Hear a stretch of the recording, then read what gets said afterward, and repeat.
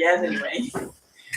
So the committee has decided on an order of questioning, and I'm thinking maybe it's easier that Irene, you will go off when you are finished, that you ask Georg to start, and when you are finished, Georg, then to ask Sigrid to start. So I'm not in the way. That can be a little bit difficult to sense from a distance. So I hope you will kick off, and then I will join in the last part with some great questions from the audience. Great. So the scene is yours, Irene. Okay, you can all hear me loud and clear? Yes. Yes. Okay. Well, it would of course have been much nicer if I would have been present in Aalborg. It's a pity that due to Corona, well, we have to do it this way. But fortunately, techniques give us the possibility that I participate at a long distance, and so that's also true for Georg. We have the good luck that we met you, Georg and I, 2 years ago in Linz, Susi. Yes. That we were able to pose your questions then. And I must say, since then, you really have done great work in these past 2 years. So let me start by congratulating you, dear Miss Candidate, as we say in the Netherlands, with this fine research. The research is one of the very few, perhaps the only one, at least the only one that I am aware of, where legal research and economic research are combined. And such interdisciplinary studies, I really believe in them. They are very valuable. They show us that what may be valid or advisable from the perception of one discipline may be perceived differently if you do research from another discipline. And so you might say it brings us more or less closer to the truth. Now, the aim of your research was to delineate the accepted tax structuring from illegal abuse. And this is relevant as a diffuse line between acceptable tax planning and illegal abuse creates uncertainty, as you explained us during your fine presentation the past 3/4 of an hour. You mentioned, that the big problem is that public and political opinions, they may form the law. At least they may have influence on the law. And that is contrary to the aim of the international organizations to create certainty by introducing harmonized anti-avoidance rules, such as the rule that you investigated in your research, the GAR. Now, you used the two different disciplines, and I have questions about both the legal perspective and the economic perspective. I will start with the legal one because probably you will feel most comfortable in that one, and then I will move over to the economic discipline, and then we will come back to law. So my first question to you is basically, when I started reading your research, having in mind the work of the International Fiscal Association of a few years ago on the way that the control for company legislation has been included, for instance, in the domestic laws of the different member states, making a comparison how that was done in the different member states. I thought, okay, that is what Susi is also going to do. She's going to compare for the 5 countries how exactly, these OECD rules and the ATAD rules have been implemented and where are differences. Yeah. But you didn't do that. No, I didn't. At least I couldn't find it. But no doubt, since you investigated this all, you can give us some idea of what is your opinion about that. Do we really have harmonization? Do we require harmonization, or is it like with CFC, even more diffuse? So perhaps you can first answer that one. Yes. Well, so in terms of what I did and why, frankly speaking, my first idea was to look at all the countries.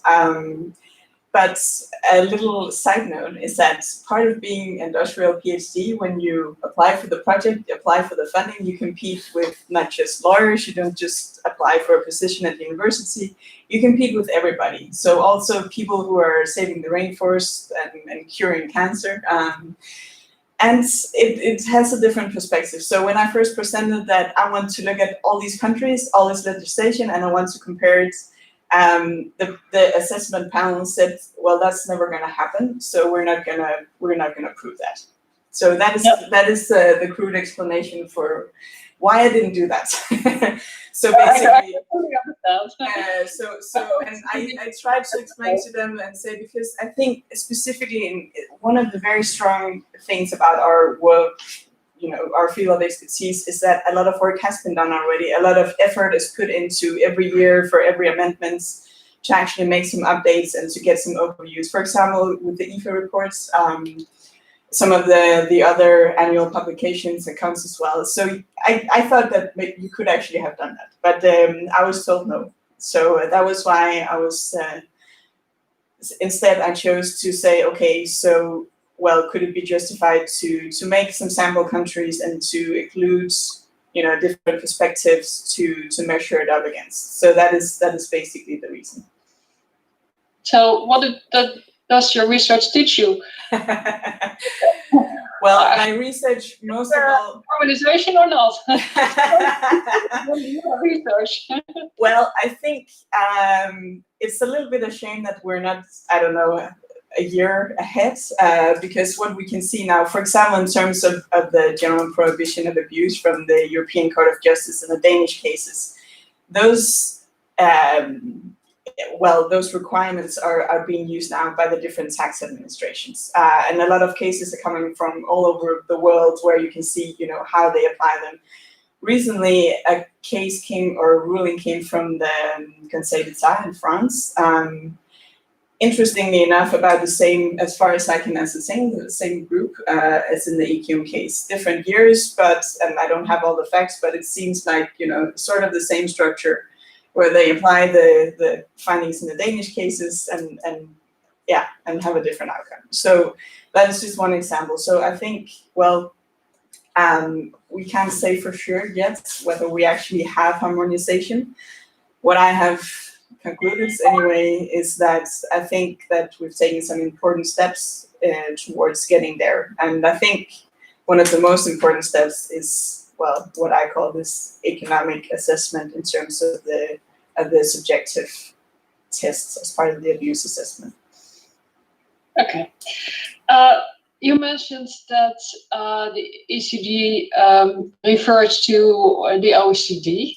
Did that surprise you? Or are you aware of any cases before? Issues where also a reference was made to the OECD. And the next question is, how do you feel about this reference referring to the OECD? That the ECG feels that the OECD has so much authority that it's safe to refer to, well, what they say. Yeah, well, I think that the reason that it came, there are a few reasons that it came as such a surprise to most people. One of them probably being that, so a year earlier, their Advocate General, Bianca Koch, she gave her opinions and she recommended a completely different approach. Basically saying that the work within the OECD framework is very dynamic, interpretations change. So if you're going to use that in an EU context, well, then it has to be something where it's obvious or it's clear that the legislation you're looking at has sort of been inspired from that. Sorry, I just have a lot of windows popping up here. So, and so she was against that, and my estimation is that a lot of the written works done on this is negative towards this development, which is probably also related to the fact that the argumentation from the European Court of Justice is not, in terms of why they, in the interest cases, why they use the OECD work to refer to, is not very good. And I have also sort of thrashed that out a little bit in my dissertation, saying that, well, if you look at it, again, I think that's an example that they have sort of lifted the argumentation from the Danish Ministry of Taxation, and I build that on the fact that they referred to the Hjorth case, and which, when you read it, doesn't, at least to me, it doesn't really make sense. But if you read the argumentation from the Danish Ministry of Taxation, they referred to not the case itself, but they referred to the Advocate General opinion in the case, where Eleanor Sharpston says that, well, to her, the notion of beneficial ownership should be, well, somewhat the same as in the OECD framework. So argumentation is not very good. So I get the critique, especially in terms of the interest cases, because where it leaves us, well, is first of all that there really isn't that much of a dividing line between beneficial ownership and abuse if you read the argumentation, and I think that's the most problematic part, that beneficial ownership sort of becomes a proxy for abuse. And so they state in the cases that it should be like the notion of beneficial ownership within the European Union should be like a specific thing, but they're inspired by the OECD work. Looking at, for example, the French case I referred to before, well, their argumentation for denying the benefits and not having to pay withholding taxes is that they don't think it's the corporation in question is the beneficial owner, as it's, that's how I read it. So I think it's problematic that we have sort of intertwined beneficial ownership and abuse to that degree. So in that sense, no, I don't think it's good that they refer to the OECD work. Okay, interesting. When you, well, I wanted to go to the economic part now, but since you mentioned beneficial ownership, I'll ask the legal question that I wanted to ask later on. Now, you refer to the single taxpayer principle summary in dissertation. I didn't have time to look it up where exactly. My question is, do you believe in this principle, and what in this context may explain that the OECD chose for beneficial ownership instead of its previous proposal to introduce a clause according to which tax treaty benefits are dependent on whether a payment is subject to tax in the resident state? So, the taxpayer principle, do you believe in it? And why did the OECD chose beneficial ownership instead of subject to tax in this context? Well, that's a good question. The short answer is I don't know why they chose beneficial ownership instead specifically. It just seems, when you look at the developments, that that has been their priority. But honestly speaking, I don't. Well, if you would have been working for the OECD, and if you would have been working for the OECD at the time, and you would have to choose between beneficial ownership and subject to tax, what would you choose? Of course, we don't know what's moved OECD, so I don't expect you to. I want you to just simply explain to us.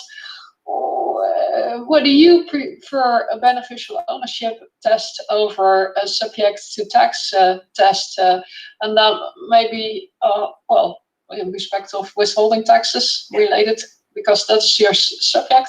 Yes. Okay, so the answer to that depends on whether you want the ideal solution or if you want the sort of feasible solution. Because I would guess that perhaps the reason that beneficial ownership was chosen was that the subject to tax requirements would be a little less feasible in the sense that everybody, you would have to agree on it. But considering, oh God, that's a difficult question.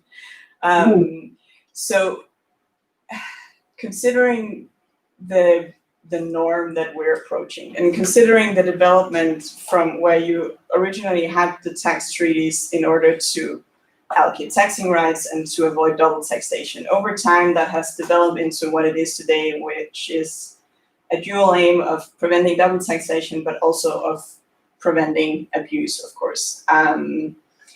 But it's still a norm. And it's an ongoing development. And I know there is a lot of debate as to what that actually entails, how significant that norm is. But I still think that we're quite far away from being able to basically ensuring efficient taxation. That also pertains a little bit to the principal purposes test, for example, because as a lot of people have pointed out, well, what it does is it's a general anti-avoidance rule. It shouldn't really, it shouldn't really give any opportunities for the state or the tax administrations in order to tax that wasn't really already there. So it's a GAR, but that's all it is. So yeah. Okay. This really was a difficult one. I think we have discussed this. I think there's no clear answer. At least I don't have a clear answer. It's more like a typical lawyer on one hand and on the other hand. So yeah, sorry. I don't have a clear answer either. So it's an interesting topic for an article to be written by you, me, and yes, very anyone else would like to participate. Yeah. Future research. Yeah. Network analysis. Yes. Of course, playing a big part in your thesis, and I really liked the way that you try to include economic theory.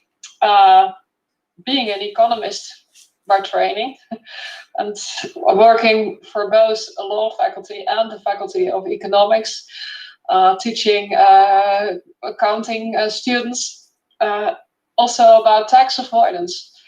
And this network analysis that Maarten van Vliet and Arjen Lejour developed, to which you contributed in order to make them understand how it all worked, of course, from a theoretical perspective, shows us that the measures developed by OECD and the EU, that they will work as long as, the three assumptions or the three factors that you indicated, such as that, most of the world participates, are as long as these conditions are fulfilled, then it will work, and there will no longer be treaty shopping. That's to say, there still will be a little bit of treaty shopping, which accidentally you may explain why there still will be a little bit of treaty shopping. But my question moves in another direction. So I postponed the question about why, there still is a little bit of tax avoidance possible, even if 137 countries would have included the CAR rule. Mm-hmm. My question moves away from network analysis to another theory, and that's the theory that, I use with my students in order to measure tax avoidance. what is a very common way of measuring tax avoidance, and it's not so much a theory, but it's just a method, is using the effective tax rate. And well, in the newspapers, you might have seen the audience as well. Apple pays only 2 so much percent tax in the US. Starbucks pays only 0%. Effective tax rate is 0%. So shame on you. Yeah. Now, did you consider using the ETR method before and after the introduction of a car in order to investigate whether the car is effective? And if so, well, why did you not use it if you did consider it? And then I'll go on with another question about this ETR. So first, answer this one. Okay. Did you consider it? Yes.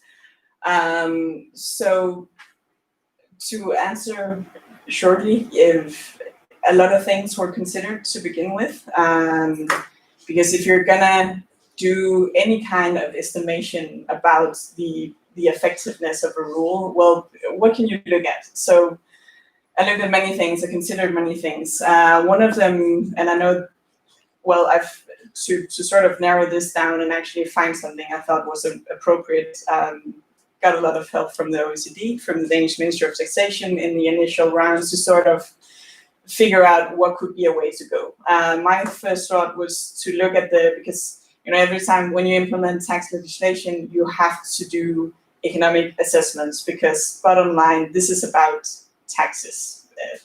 It's about money. So you don't really introduce any kind of measures unless you have to, or unless it creates some kind of revenue. At least that was my initial thought. So I thought, okay, maybe when we introduce these measures, there will be some kind of estimation as to how much it's going to change. The problem with that was that all countries have different ways of measuring that gain. Or that potential gain. And the reason for that is, for example, in Denmark, we say, okay, so if we overnight very speedily close some kind of loophole in the legislation, well, that has some kind of, potential gain. And if we do something more in the long run, well, then that has a different value. And that way of estimating the revenue is very different from country to country. So at least as I understand it, and as I understood the discussions at the OECD level back then, that wasn't really useful. Also because it very much depends on how efficiently the other states implement their measures. So to look at the overall perspective. So that really... You can also measure the ETR of companies. Yes. Not so much the... That's right. And returning to... Pay more. Sorry? Do they effectively pay more? Do they effectively pay more? Yes. A few things to note in that regard. So the effective tax rate, perhaps that's a little bit also the tax advisor speaking, but when you're looking at that is depending on many, many things. And that is also sort of the outcome of some of the stories in the media, for example, where we say, well, you pay no taxes, shame on you, but you have to look at the reasons for it. We've had some cases in Denmark, for example, frontline stories, multinational entities being shamed out for not paying any taxes. But when you looked at it, it wasn't actually, perhaps it wasn't even about tax planning. Perhaps it was just, a matter of their everyday business and how, well, basically how all the rules work together, how they utilize their losses, et cetera, et cetera. So I think relying on that is, at least it has its downfalls as well. So yeah. So to me, that would be difficult.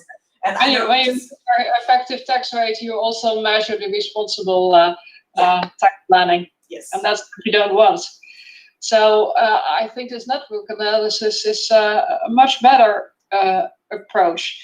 But on the other hand, I would like to ask you, the problem I have with this network approach is that it may take as a starting point that withholding taxes as such are a good thing. And well, you described the 1990 approach, 1990s approach of Denmark, saying, okay, we don't want any withholding taxes because we want these multinationals to have the head office in our country. Yes. In the Netherlands, we have had the same, and we still feel the same way that, well, you should avoid withholding taxes, not so much because, well, withholding taxes as such may not be a good thing to prevent fraud, but withholding taxes come with a cost, and it may be really, really difficult to get the reduction that is well mentioned in the tax treaty. So bringing the tax rate from 25% to 5% or so, because simply the other country says, well, sorry, we didn't receive your application forms for that. So, well, the multinationals in the Netherlands all the time said, well, the Netherlands, please don't levy withholding taxes because of, first thing, a lot of administrative costs to fill in all these forms. And second, for instance, if we, well, I just mentioned an example that I were confronted with in the 1990s when I worked for Pricewaterhouse. I had to try to get back withholding tax from Indonesia. And the people in Indonesia from the tax administration all the time kept telling me, we didn't receive your application forms. Well, after the third time trying to call them, I thought, okay, this will not work. And my colleague said, well, now you have the practical experience that what is in paper working, the tax treaty, in practice doesn't work. So you are a tax advisor as well.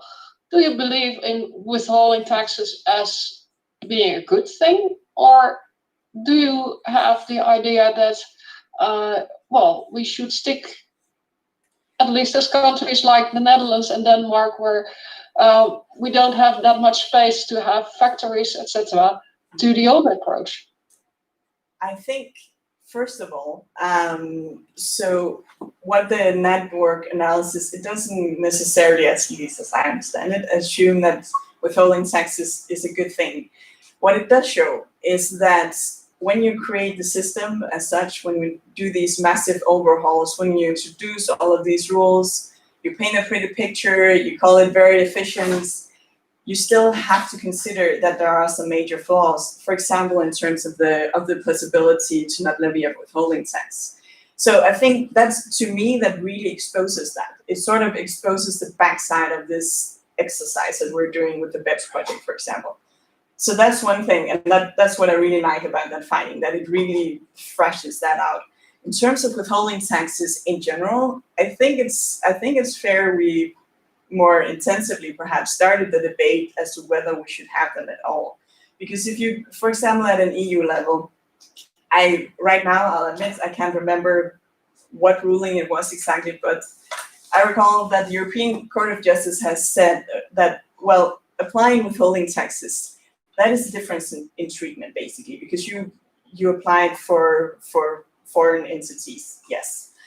That is justified, and the reason that was justified, and I think it was quite a long time ago, the reason it was justified was well, basically what you're stating out here is saying that, well, that is sort of the possibility for the state to levy the withholding tax as sort of a last stop, because otherwise they would have to deal with the foreign tax administration and they would have to get the tax somehow.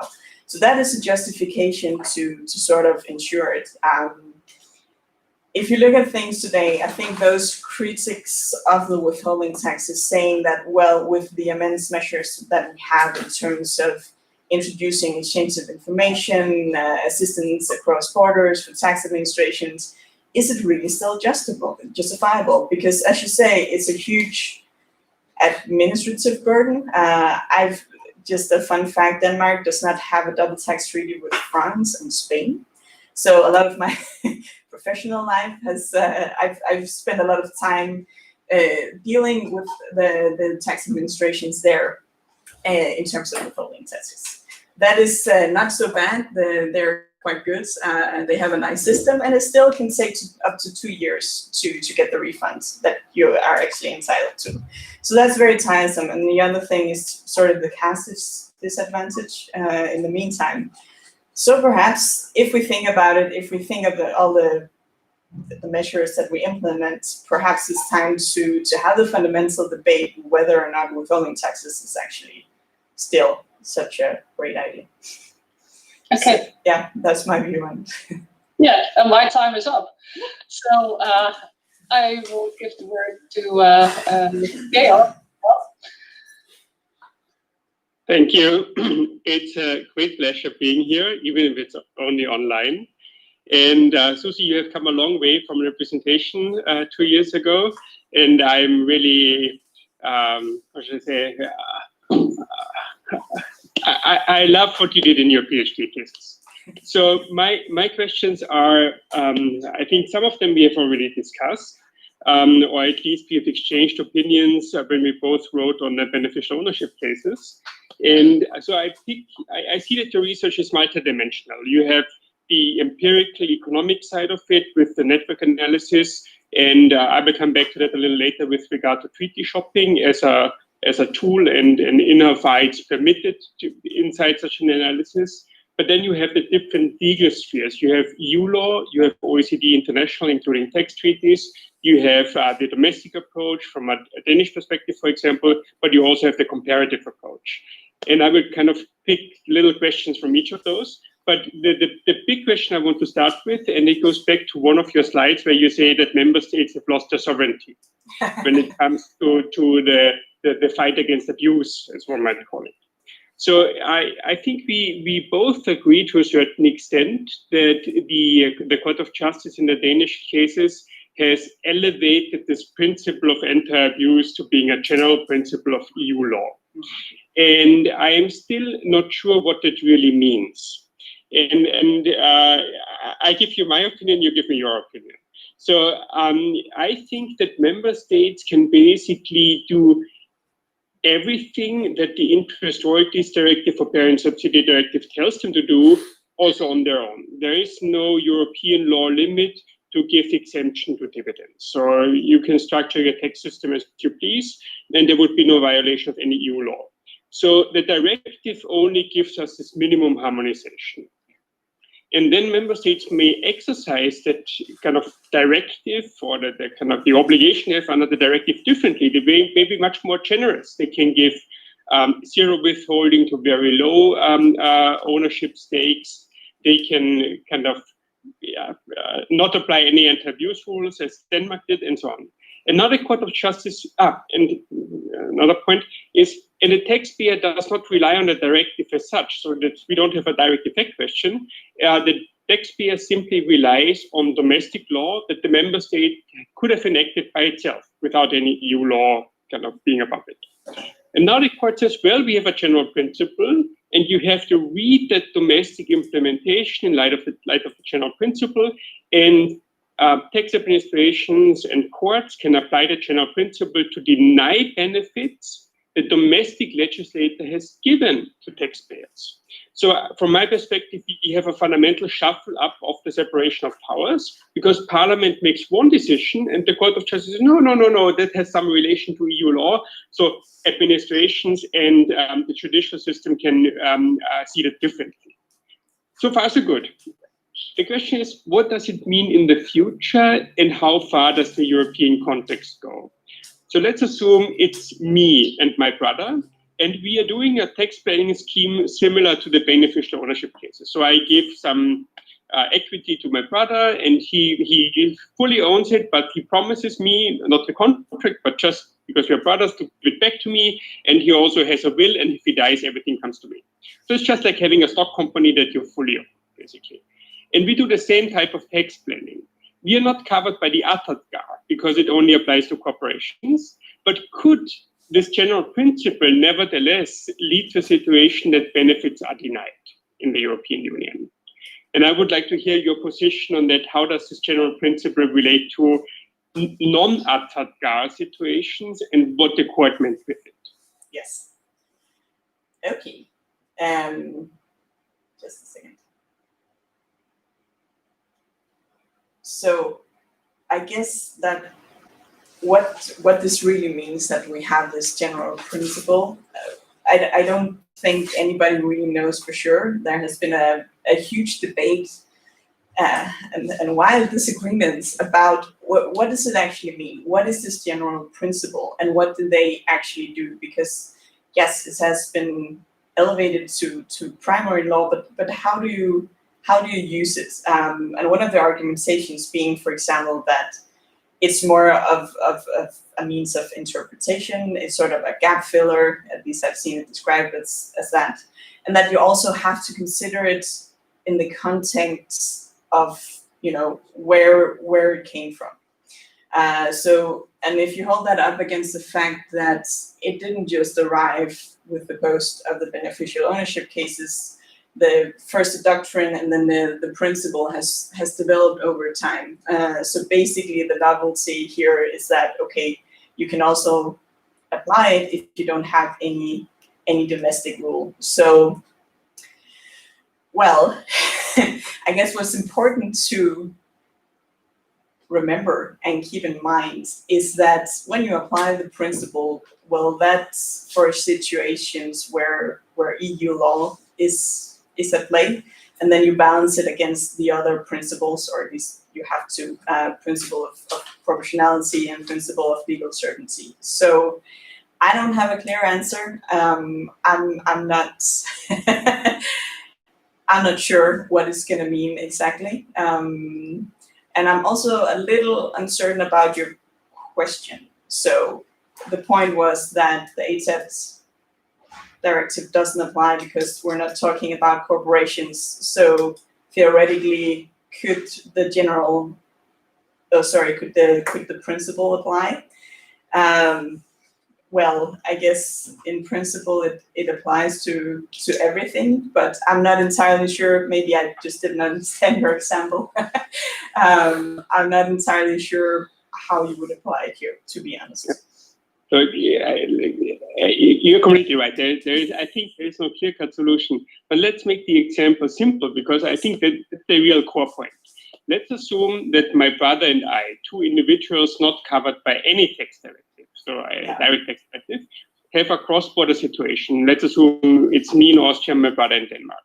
Yes. And we run a similar scheme to the beneficial ownership cases.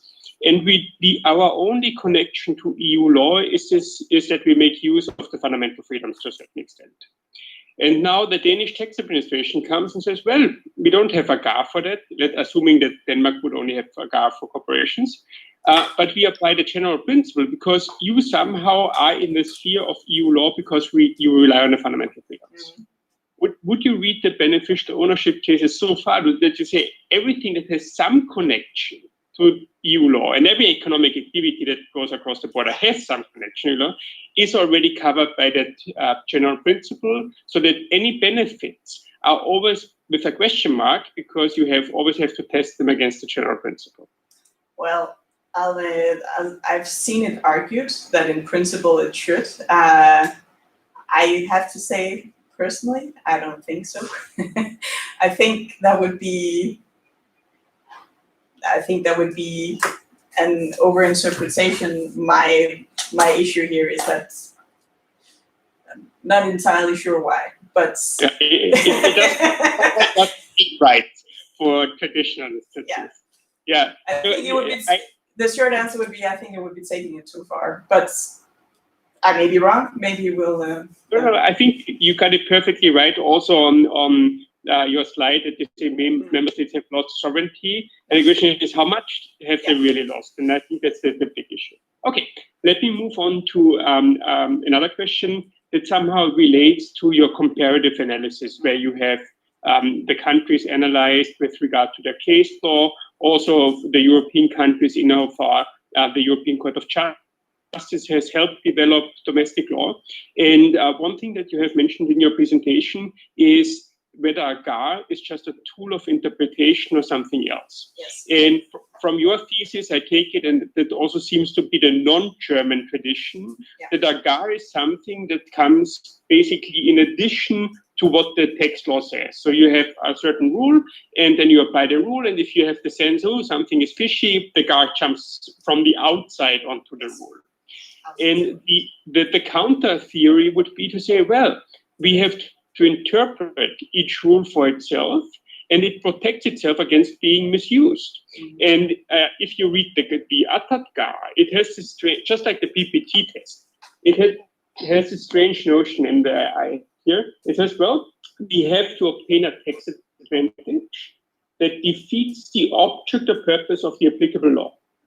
But to know if it defeats the object and purpose, I first have to interpret the domestic law, and I have to use all methods, including teleological interpretation and analogy if permitted under domestic law and so on. So the borderline between are we still interpreting regular law and are we already applying a GAR is at least a little bit blurred.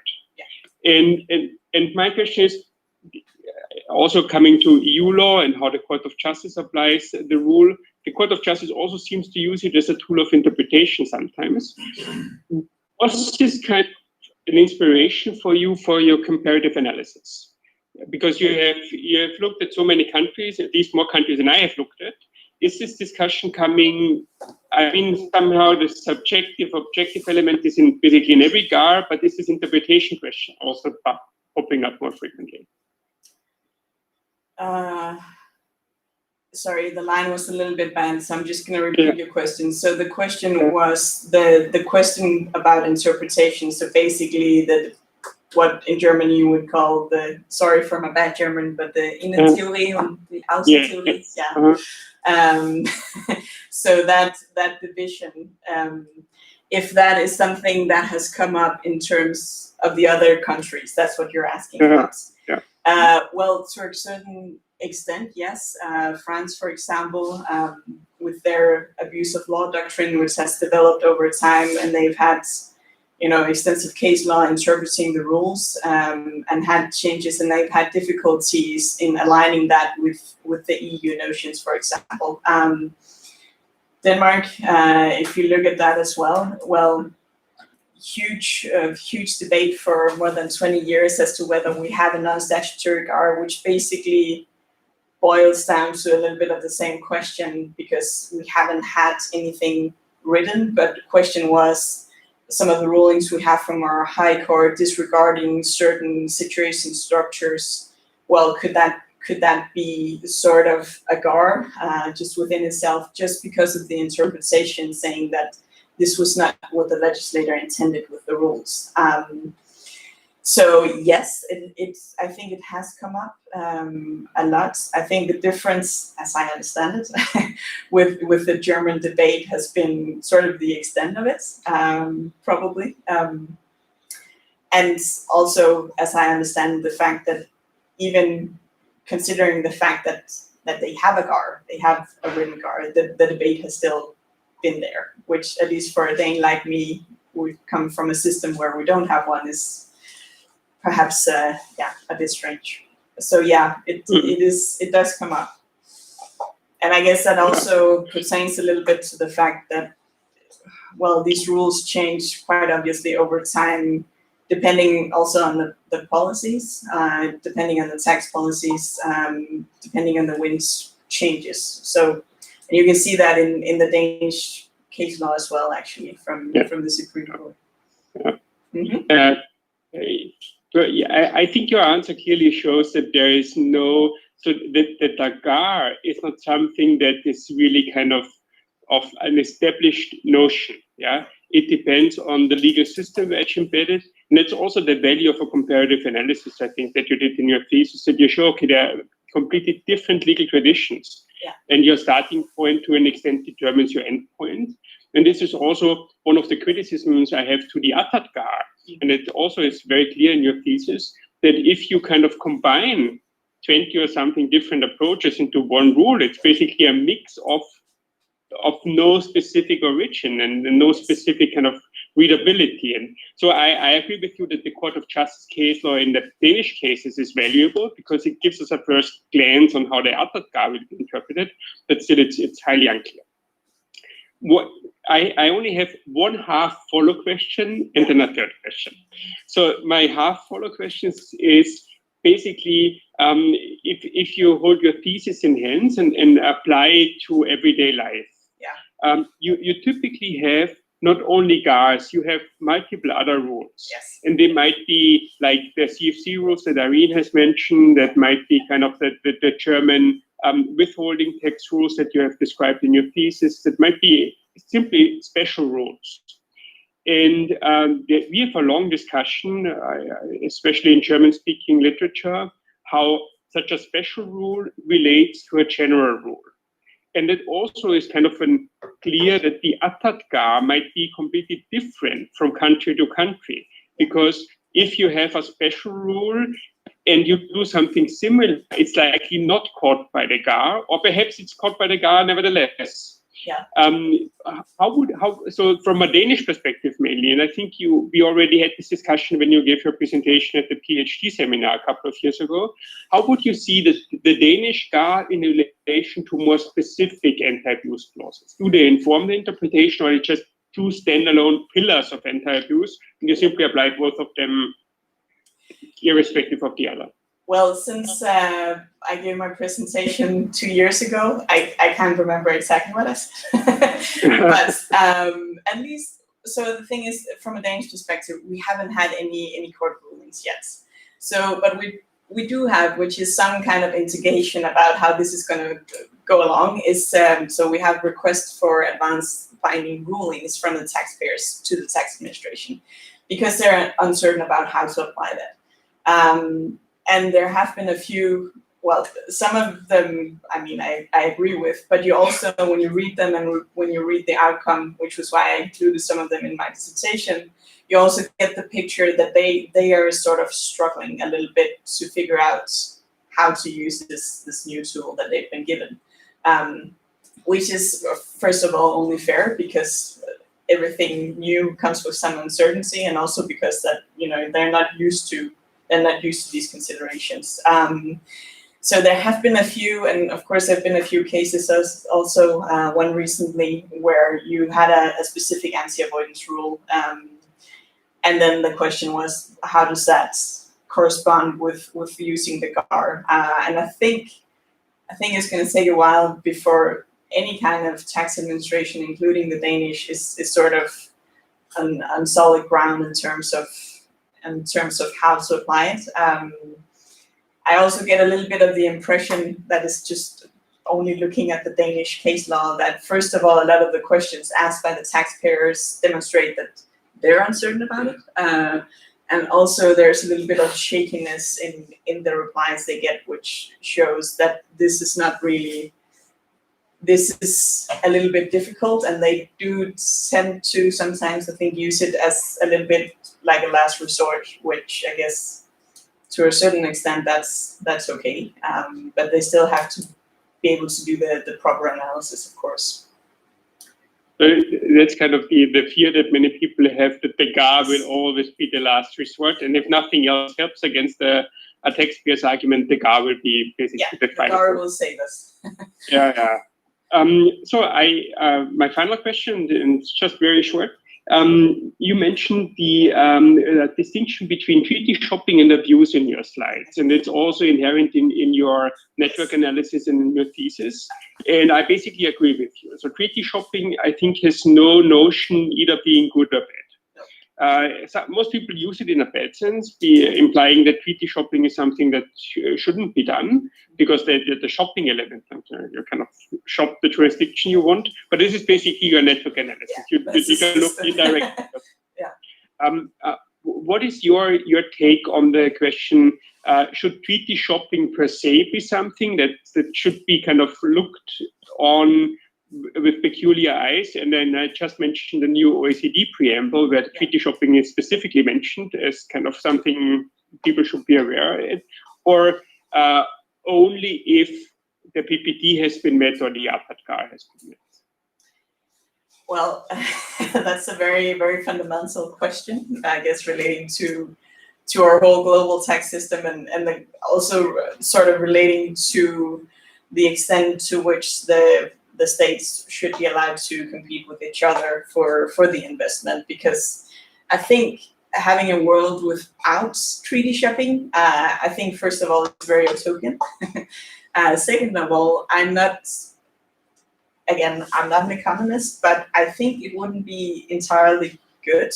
So it may be frowned upon, and there may be, a reason to look at specific patterns of treaty shopping, for example, because they might tend to be abusive. Fair enough, but as a concept as such, I don't really see how we would ever have a world where treaty shopping wouldn't be a thing, not with the level of mobility we have. And I don't really see that being feasible. I'm also not sure that would be good from an economic perspective.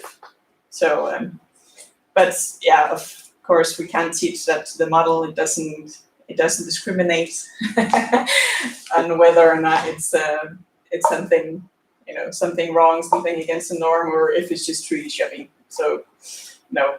But I don't think it's bad per se.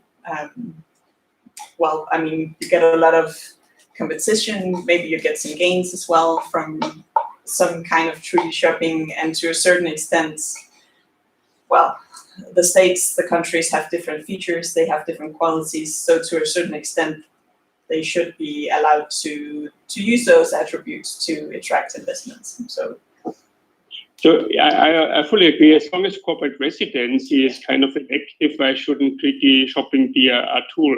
But it all comes back full circle. If I can establish my corporation anywhere, do I really need substance to make use of everything? And how should that substance look like? And do we need anti-conduit rules in addition? And yeah, so it's a tough question, but I agree with you. So treaty shopping is not per se, I think, a problem, but it has to be kind of interpreted in light of whatever the GAR or the PPT tells us.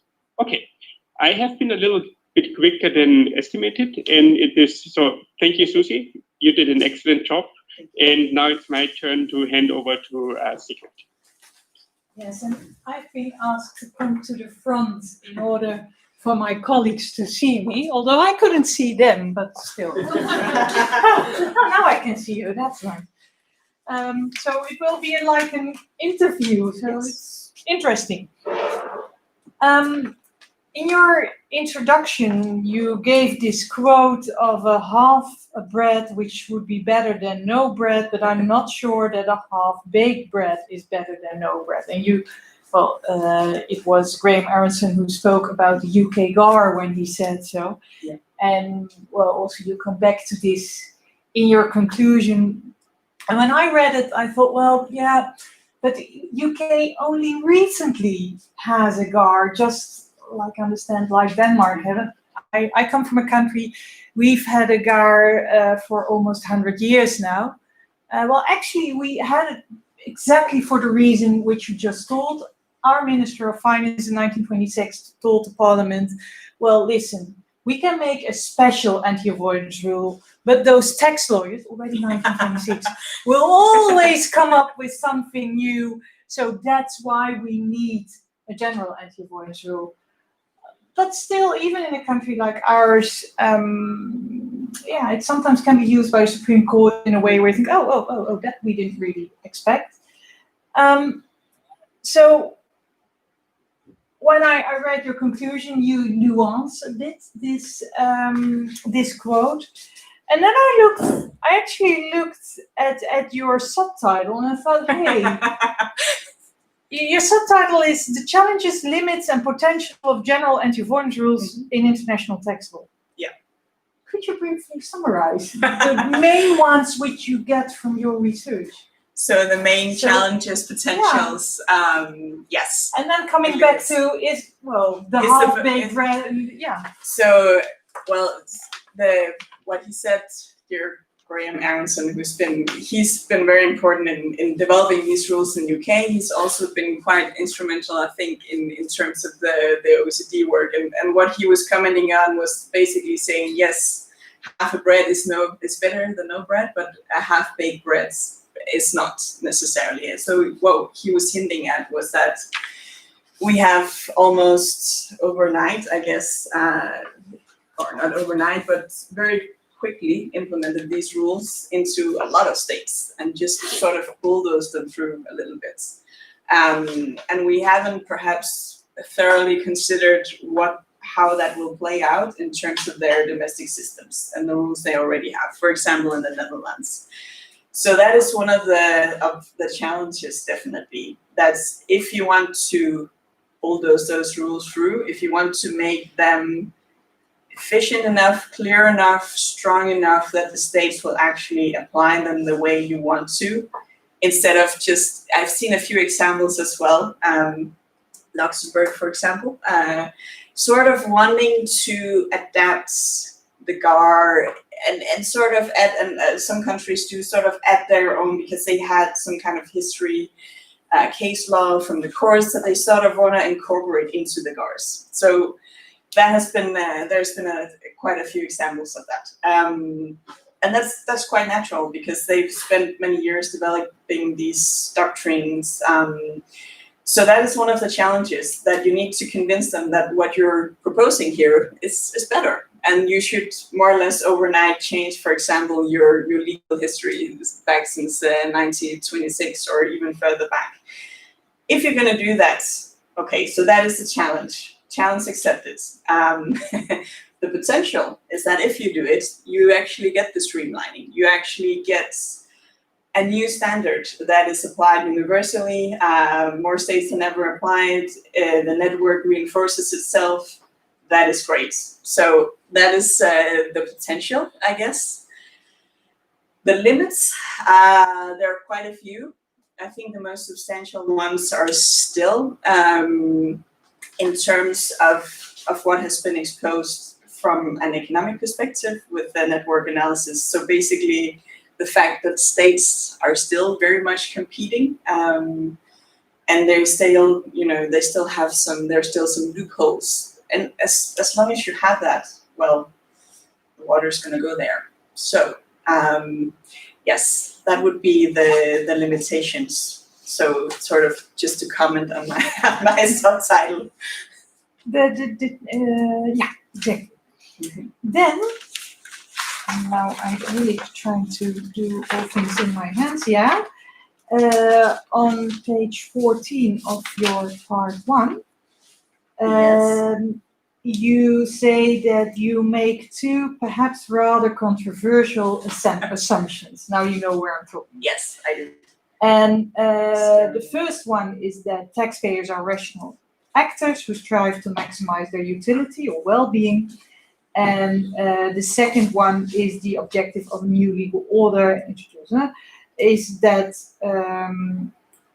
should be to maximize welfare for society. And I would like to ask you whether you could elaborate a bit more on why you make these assumptions now that economists, and we know we have economists in the room, so they can challenge me as well, but are more and more also taking into account findings from psychology that are not always in line with the classic idea of the homo economicus. Well, so the reason that I write that might be controversial is first of all sort of pertaining to, well, to the tradition and the debates about the subjective element of the abuse tests. And it's also sort of looking at the whole perspective of how all of this happens. So the front paging of the multinationals, the shaming, the debates, the very public debate, the media coverage, and that's a whole idea that, as was said before, shame on you for not paying any taxes, without actually looking further to see why is it that they're not paying any taxes. Is that because they're really, really bad, or is that because, well, we gave them all the rules and everything to not do so? So when I say it's maybe a little controversial, but basically just saying right up front that we have to keep in mind that what the corporations are here for is to make money. And that is in everybody's interest that they do so. Yes, of course, you need to draw the dividing line, but we're not talking about people here. We're not talking about persons committing criminal acts. We're not talking about reprehensible behavior or smell tests or anything like that. We may not always like it, but corporations are here to make money, and they will do that by minimizing their expenses to maximize their profit. That is quite basic. Then I'm sure that the economists can have lovely debates about the nuances of that. But as a basic assumption, and for what I'm using it for here, I'm saying, well, and we need to keep that in mind, because some of the rhetoric surrounding the GARs, especially in surrounding these cases that we look at here, I think it's bad, and I think that it's pulling in a direction that, and you have seen that historically, you can see that, and that was why I looked at some of the countries that did, that there tend to, and of course, that's fair, tax law changes with the policies. That's the fact. But it shouldn't be to such an extent that the public opinion or the political, well, whatever flavor of the month it is, that is what dictates where to draw the line. It shouldn't be like that. But then still those assumptions? Why I think they're controversial? No, why you made them? Why I made them? Yeah. Just basically to sort of set the scene for introducing the fact that I think that part of the abusive assessment should be based on valid economic theory, and I think that's one of the clear signals we've been getting in the recent developments. So that was just to introduce that, basically.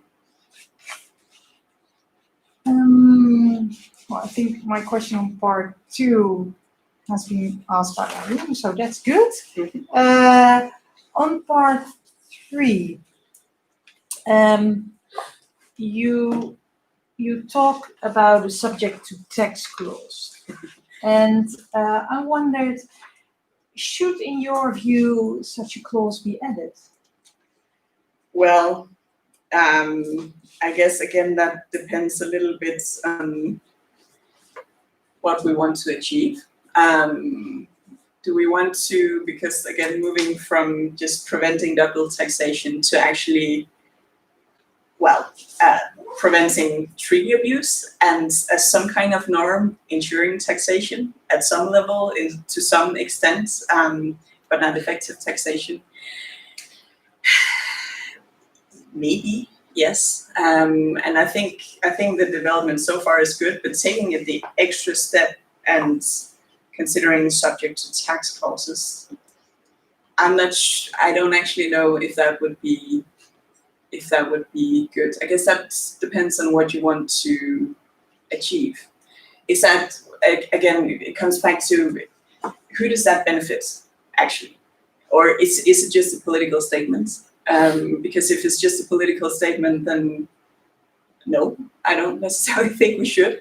If it's a matter of you have an analysis demonstrating that, okay, so if you do that, introduce subject to tax requirements, that does something really good, then yeah, sure. Maybe I'm completely in the dark here, but I haven't really seen the great argument for that. Yeah. Well, I think I like your analysis. I think you have to be very careful, especially in these days, with doing things just for political reasons. On part 4, I'm just going on in the order of your thesis. You write about the OECD standards. Yes. And I wondered whether you could talk a little bit about your opinion on the role of these standards, both on the status they are given, but then not always. If we, for example, look at the arm's length principle in the state aid cases, and the fact that not all EU member states, as you correctly write, are involved, because they are not all OECD member states. No.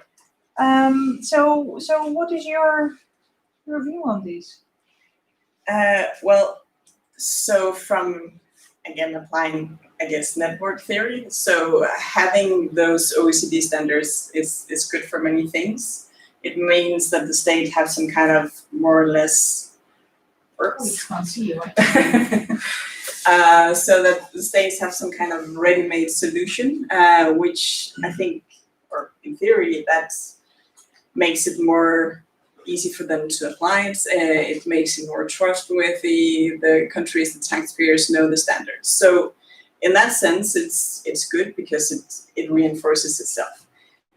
What we also have to consider is, yeah, like you say, I mean, most EU member states are also OECD states. There are a few exceptions. I think probably the main issue with the OECD standards, if I had to pick one, would be sort of if we look at the inclusive framework and the very, ambitious goals in terms of that.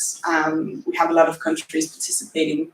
We have developed countries, but we also have a lot of developing countries. And I think the way we're going right now, I think that some of these standards, well, they don't really necessarily apply very well to the developing countries. And I think a lot of them are going to lose out in the end.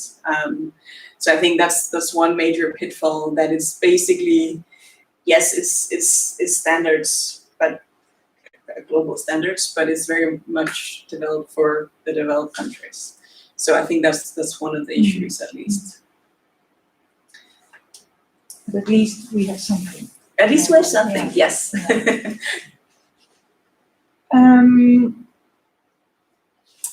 Then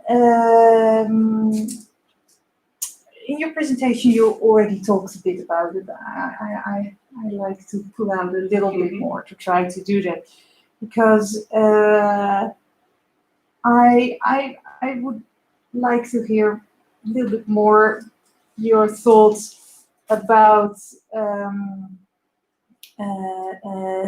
this self-executing character of the anti-abuse principle. And yeah, you have the Advocate General, Cocotte, and you have the court, and where are you, and what direction do you think we should go? Yes. So in terms of the Danish cases and the court saying that abuse is abuse, you have to deny the benefits in case of abuse, well, notwithstanding whether or not you have a domestic rule to do so. Incidentally, I wrote my master dissertation also about beneficial ownership, and back then I actually concluded that I thought that perhaps in the end there could be something like that. I also stated that the only thing I had to build that on was, well, basically political and sentiments. From a legal perspective, I didn't really follow the development of the case law of the court going in that direction. So I guess I was right many years ago. And perhaps for that reason also a little less shocked. I fully understand Advocate General Cocotte's reasoning, and I think if you look at it from, I'm going to go on a limb here and say, if you look at it strictly from a legal perspective, and if you consider legal certainty, principle of proportionality, and especially if you look at it from an EU law perspective, yes, perhaps that is not the best development, and the critique is fair in saying, well, where did this come from, and what were we supposed to do with it? I also think if you consider the economic aspects of it, then there is something to be said for the court making a stand, I guess you can say, and say, okay, so the political winds have changed. You used to have some advantages, you don't have them anymore. So that's not so uncommon, not even for the European Court of Justice. that being said, I also think that the reason we had this issue in the first place was basically the fact that Denmark hadn't implemented anything at all. I think if we had, I think the development would very likely have gone in that direction anyway, but I don't think we would have had cases like this. So that's my unpopular. Well, you were given, I mean, the court agree with you, so that's quite a good partner to have. Yes, that's true. Yeah. Another thing, and this is, we're now in part 5, page 7. 17. Let's see if I can find it without throwing everything. Otherwise, I'll just use my question.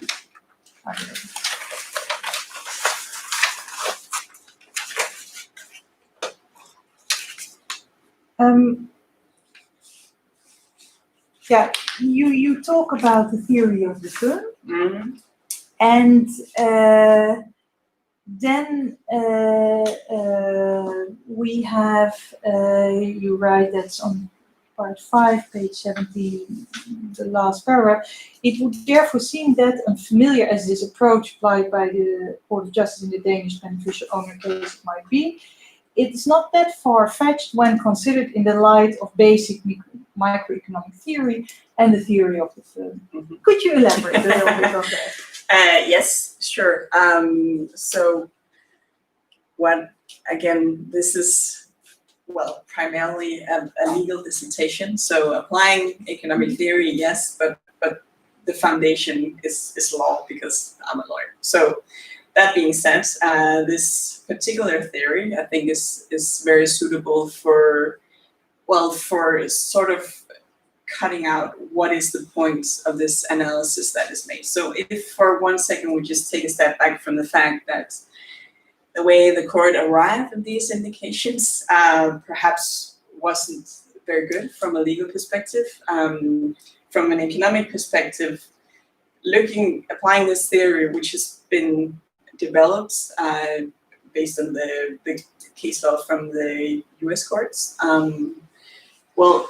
it actually does make sense. And as I indicated before, I think the real game changer in these indications, first of all, because they're based on basic economic notions, in a sense, they're universally applicable. So yes, they come from a European Court of Justice. Some of it you can recognize if you look at the OECD works as well, a little bit at least.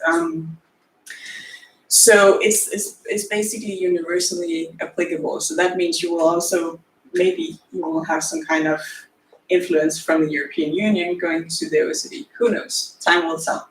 That's one thing. And then the other thing, main key development to me, is the fact that, well, basically in the end, this is about risk. And this is about how you, it's about risk and control.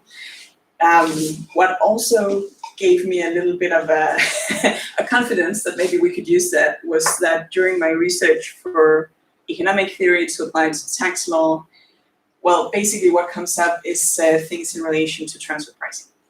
So, and that's a different game, of course.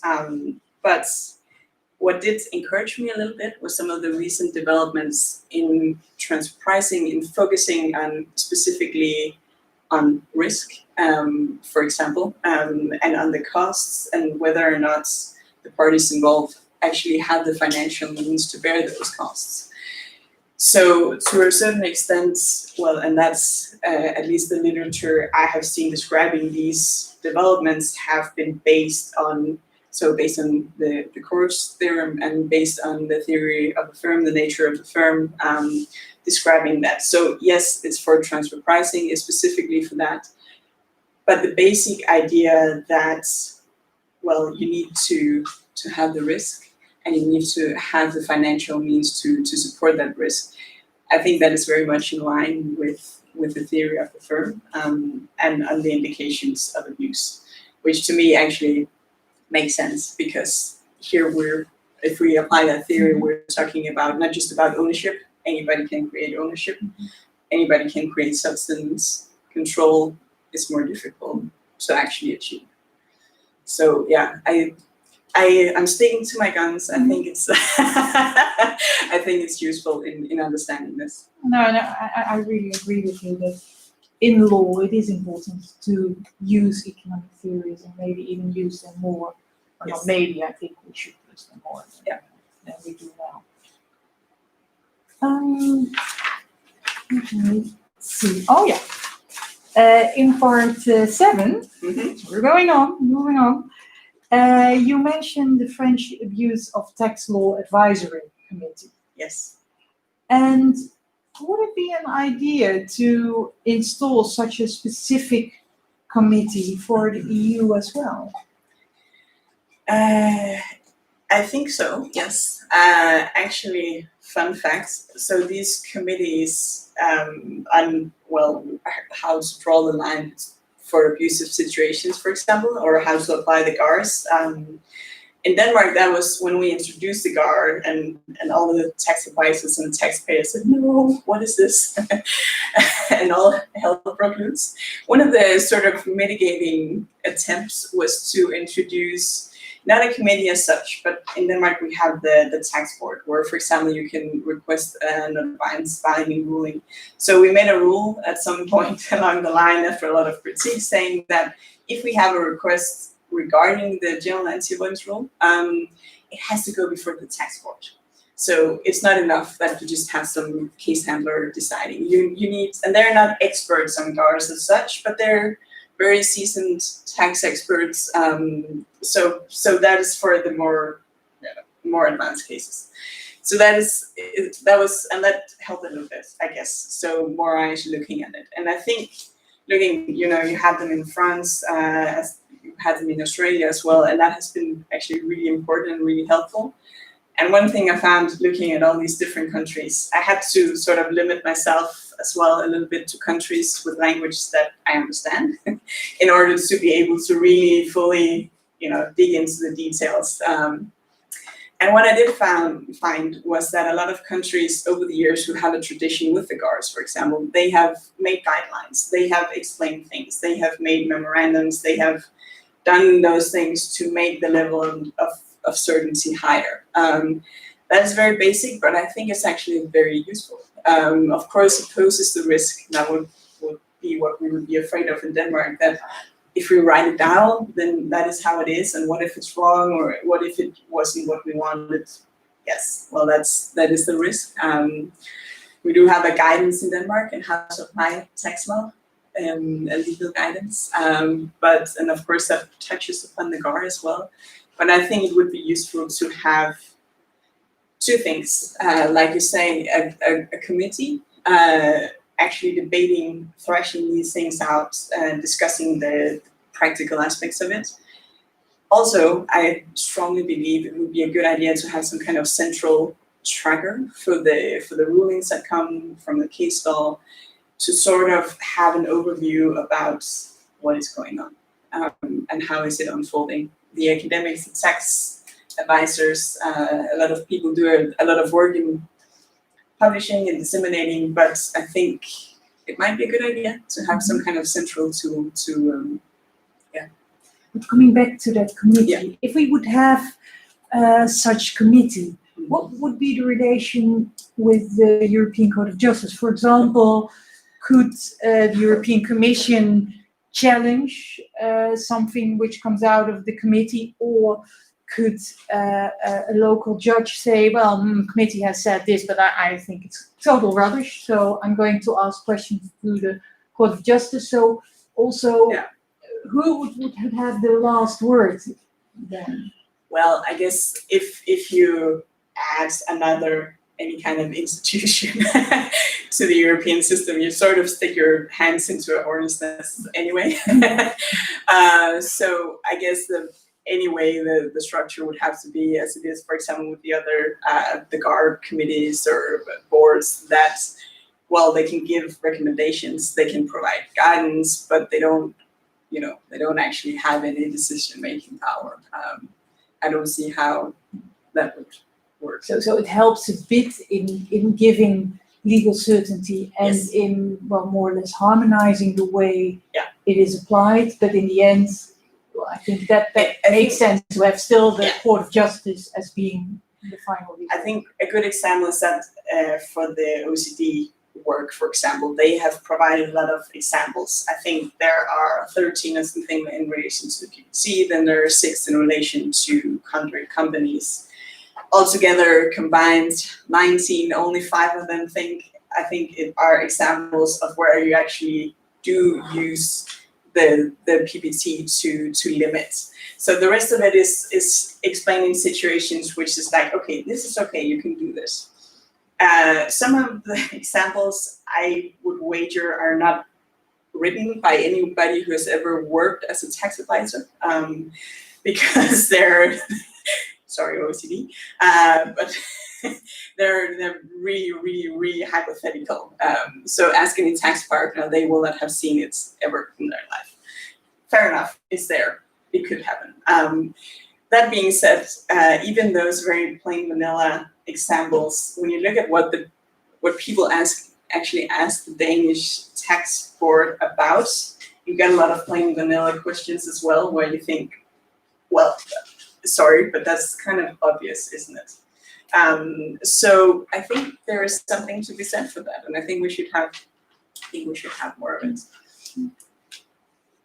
And not just for taxpayers, but also for tax administrations who are Yes. struggling with it because, well, it's the first time they have it. Yeah. Yeah, moving on, because even though Georg gave me 10 extra minutes, we're still moving on in time, but I still would like to ask something about part 8 as well. Mm-hmm. In your summary, you point out that you examine whether the rules are suitable to ensure the international alignment intended. Could you elaborate a bit more on that? Well, I guess the challenge on elaborating on that is first of all that this alignment is sort of vaguely described. So yes, of course, we want uniform standards. We want the member states to apply them evenly. So we want alignment. Alignment is good. Alignment creates legal certainty in theory. So that is what we want to achieve. And what I point out in my dissertation is that with massive overhauls like these, work in progress, well, you might get the exact opposite, especially if you don't provide enough guidelines. So yeah, I don't know. I don't think we have international alignments. I think we're off to a good start though. That's that's the key takeaway. That is positive. And then I think we should end with something which you also mentioned in your introduction, that the perspective of the taxpayer's right Yes. is missing.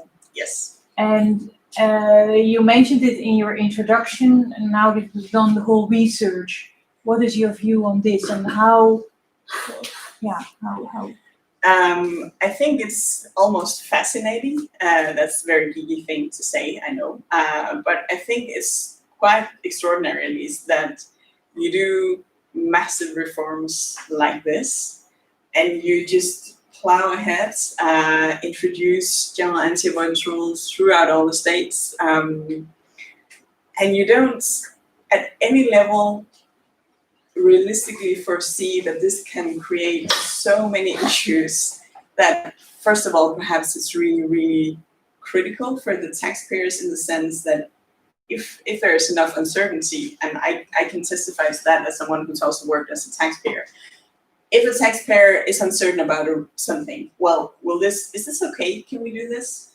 Well, very likely they're going to say that we're not going to do this, because the potential latent risk of having a tax or a tax audit 5 years from now, or worse, even to end up on the front page because God forbid you did something wrong, that's really expensive, and that can be be liability, and that's really, really bad. So in many cases, if a level of uncertainty is too high, they're just going to leave it there, because, and ironically, I think some of the cases where they say, okay, no, we just need it, that is the more not so aggressive tax planners. That is perhaps the ones who have a very high threshold for their tax policies. They don't plan aggressively. They don't take any chances. They do everything by the book.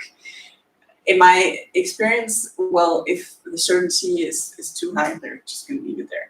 And that's going to create some unintended economic disadvantages, because that was not what we wanted. We wanted the bad guys, the aggressive tax planners, to leave it all.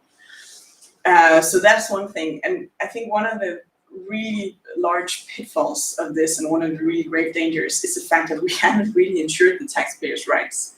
So basically speaking, taxpayers they're humans as well. They have rights as well. Corporations, of course, but we haven't really ensured their rights. So, your taxes, your money, it's your property. You have a right to it, also as a corporation. And that work is slowly starting to evolve, I think. I've been doing some of it as well, and I think it's really important. I think it's just very new to us, taxpayer rights. I think that's, come on, they're just making money and ending up on the front page. But I think if we don't ensure it, and we're lacking, and that I don't know how we're supposed to do it in practice, but we're lacking some sort of measure to ensure their rights, and to ensure that this is not taken too far. Yeah. Yes. I think now, because our time is up, but I think now it's questions from the audience. Okay, thank you very much. What a wonderful discussion. I hope you're all enjoying it. So, yes, we do actually have a couple of people that would like to ask questions, and let me just find them here. First, we have Kirill. And Kirill, you have 2 questions for Susi. Kirill, are you with us?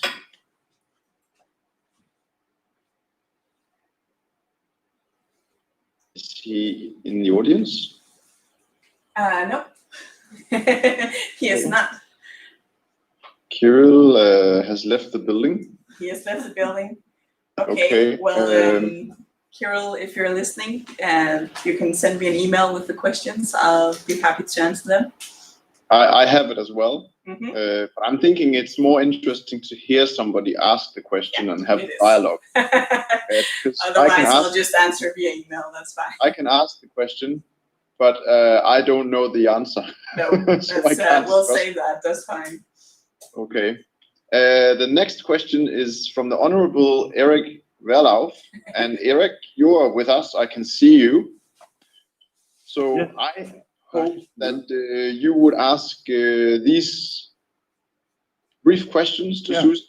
Very brief, Susi, Miss Candidate. And perhaps you would preferably answer them as shortly as I've formulated them here. Yeah. Miss Candidate, just how much will you leave to the economists to decide?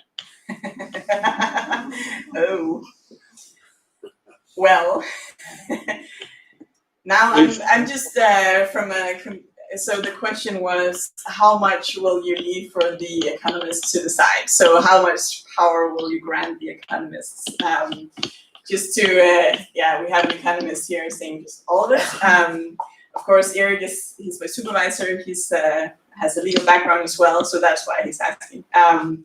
I will take advantage of the fact that I am no longer working at the Danish ministry drafting the legislation, because the work there was all the time, coming up with great ideas to change the legislation. But in the end, well, sorry, but it was kind of the economists who decided whether or not we would do it or not, unless we had to. And I think actually talking about the taxes to a certain extent, that's fine. I'll answer by actually telling you why I think this interdisciplinary method is so great and so strong, and why we should use it more. Because economists like Martin, when they look at the tax law, we've had some great discussions, by the way, of how we see the world and the rules. And when they look at the rules, they look at them from 60,000 feet up usually. So they look at the greater pictures, at the effects. And then sometimes I would come running and say, hey, but you know, when you actually go into the details and there are these nuances, and then they look really tired, and yeah. But I think those details are actually really important, because you know the devil is in the details with tax law. A few things can change the whole picture. So I want to leave all the power to the economists. I would say that the economists should be much better in asking the lawyers about the specific details, and also the lawyers should be much better in actually taking a step back sometimes, instead of going into a legal frenzy about the details, actually considering, okay, but what are the effects of this? For example, Danish beneficial ownership cases, the outcome, the indications. We don't understand it, we haven't seen it before, we do not like it from a legal perspective, it's horrible, it's wrong, yes. But if you take a step back and if you consider it from an economic angle, perhaps it isn't so bad after all. So as I listen to it's, yeah, sorry. No, some power to the economists, yeah. But it's not all power to the economists. No, okay. Never, God no. Are you ready for a short second question? Yes. When you weigh business purposes. Yeah. Business purposes against tax purposes. Yeah. Which supremacy of business purposes will you demand? 51%? 50%? How much? Well, how will you weigh that? So here's the thing. I've seen interesting studies actually trying to ascertain that. And that is, of course, done by tax academics who also work as tax advisors, because what we do as tax advisors is that we're asked about something, any kind of structure. Is this okay? Will this fair? And what we do, especially if we have a legal background, is we don't necessarily give a clear answer. So it's more more likely than not, for example. That's always a great answer. And then you have different, brackets above that and below that. So that's how we reply. That's how we make our money. So what is enough? Well, you can't. I don't think you can put a percentage on it. I've seen people try, and I have to admit that even though I applaud the efforts, it still escapes me why. It still escapes me what you want to use that percentage for. I have no idea. Maybe I haven't seen it yet, but maybe it's for calculating risks. Maybe I don't know. I know it's been done. I know it's been, people have attempted to put percentages, but I'm not actually sure why, I have to say. So I think I'm going to give you a very lawyer answer and say that depends on the specific facts of the case. That is a very careful answer and a very clever answer. But I might just supplementary ask you, are you not switching the burden of proof around? Yes, that is a good question. And that is a very valid point also that has been made, not just in terms of the indications from the Danish cases, but also in general in, for example, the European Union starting to focus more on sort of the OECD aspect and on profit shifting, especially, is instead of sort of just continuing our own or their own case law in terms of abuse. That has been criticized by some pretty serious scholars, saying that these hallmarks that we developed with the OECD project, with the BEPS project, with the indications, that is bad, because what that means that instead of doing a traditional analysis of the facts of the cases, like you do a legal analysis on one side and the other side, and then what comes out. Instead of doing that, you have these, I call them hallmarks. Someone else recently called them hallmarks. I was really happy to see that. Basically giving an indication that if this is present, a red light should go on, and you should look further to see if it's an abusive situation. So yes, on one side, it sort of reverses the burden of proof because it gives a pattern to, for example, the case handlers at the tax administrations to look for. They sniff it out and say, okay, maybe this is abusive. And then, of course, you have a presumption to a certain extent of abuse with a case handler, and then you have to rebut that presumption.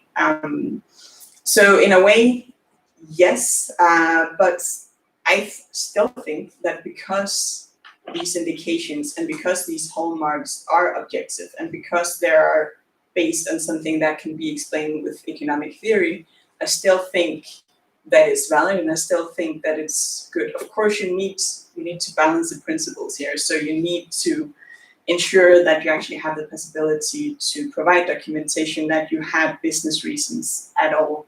And that was the heavy part. Stop.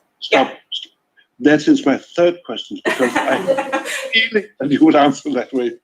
Have you made any calculations, Susi, as to the costs of business life connected with their burden of documentation with you cause under this new regime?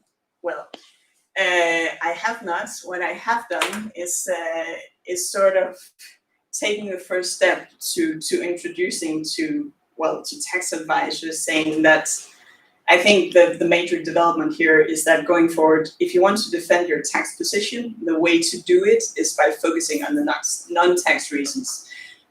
And what I mean by that is saying that, well, if you want to do something, you have to be able to explain why you do it. And the reason or the way you explain it is by focusing on the rest of your business, because that's the whole picture. And they're not used to that. I think one of the major issues here, if you've ever been a tax advisor, if you've ever done restructurings, you will know that tax advisors do two things. We're asked about, let's say we do a restructuring of some sort. We're asked to comment from a tax perspective on every step of that restructuring and the tax consequences. Then we're asked to make a memorandum or a note, whatever, explain the overall tax risk with this, because that is what tax advisors do. That's fine, or it has been fine. Problem is that you can be very certain that 5 years from now, if you have some kind of cloud where you save all the documentation, you can be certain that the only thing from a tax advisor's perspective that is left, that is those two things. And what those two things tells us about is only the tax reasons. So if I was a case handler doing an audit 5 years after restructuring, looking what kind of documentation do we have? Oh, we have this memorandum from this Big Four company saying this is the overall tax risk. We have this slide deck, massively long with a lot of steps, all of them basically commenting on the tax advantages for this. I'm gonna take a wild guess and say that this restructuring were done for tax purposes. So that's part of the issue, but that has been a job for tax advisors, to be fair, for a long time, but it's sort of switching around. So in order to be able to defend that tax position, you need to know the rest of the business as well. So the guys and girls in transfer pricing, they're used to this. They're used to describing their business, saving the files. They're used to documenting it and having to defend it. That being said, if we refer to transfer pricing again, you also see some of the pitfalls of that system, because the idea the tax administrations have about what is considered a market, what is considered arm's length, all of those terms, they're very economic as well. That is not necessarily in accordance with what the courts think. So, yeah, that was a very long answer, sorry. This is my last question then. Yes. When you talk to tax advisors and say, this is the new regime, yes, whether you are thinking in subject to tax clause concept or beneficial ownership clause, are you telling them that today you use a lot, or you spend a lot of your clients' money on TP documentation? Yeah. Thousands, probably millions of kroner. Now you also have to make some kind of beneficial owner documentation. Yeah. And not only on the tax side of the weight on the balance, but also on the business side. yes. How much did you earn on that contract? What do you expect to earn, etc.? In order to be able to lift your burden of proof in 5 or 6 or 7 years in a courtroom in Denmark. Yeah. Is that the new truth? Well, sort of, and then also, like for example, we've had the Danish tax administrations have lost some massive transfer pricing cases lately at the Supreme Court and at the High Courts. One of the recent examples was the case that has been dragging on for 14 years, and the only reason the taxpayer won in the end at the High Court. And the only reason that they continued, I think, and they could continue that case was because it's a very large multinational corporation, basically. So they had the means to do so, and they had the systems to do so, and they prioritized to do so because they said, well, if we don't do it, what's the end result? So it's good that they do it, but it takes so many resources. And so will documenting your business reasons and your tax reasons going forward. And that's why I think that we need, again, to get some inspiration from transfer pricing. Yes, there's still a lot of issues, but if there's one thing they've been at least sort of good at, is developing guidelines and sort of constantly adapting, so constantly explaining. And I think we need that as well, because otherwise I think the costs down the line of not being able to do so, they're going to be really, really, really high. Ms. Candidate, thank you very much. You have confirmed my suspicion. This will be rather expensive to business life, Yes. but also lucrative to the advisors. Yes. Thank you. Thanks. Thank you very much. And Susi, Mm-hmm. that was all we had. So now I'm going to come over and pick up Sigrid. Evaluation. Yes. And then I hope you all will stay either online or in the room. And but we have a little bit of logistics. Yes. So give us a little bit of time. Yeah. Relax and stay calm. Okay. Yes. I'll see you in a minute. Good.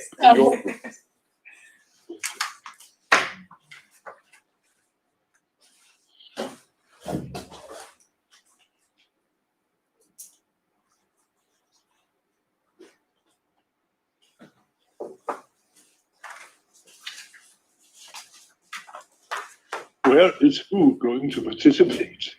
I see that. Jeg siger, hvor skal vi alle sammen deltage henne? Vi skal bare blive talende, ikke? Yeah.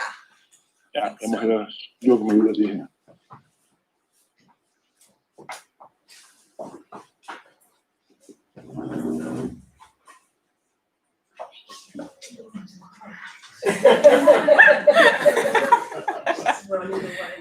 Yeah, exactly. So I think maybe start. You guys could get a glass and just. I haven't told me yet, so I think we can. Okay. Yeah.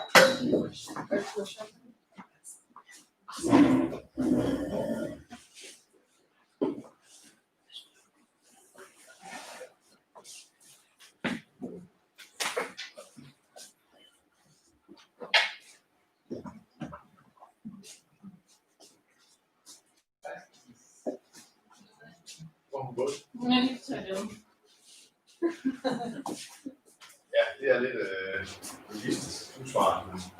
Der har været forslag. Man ved ikke, man kan faktisk ikke helt noget,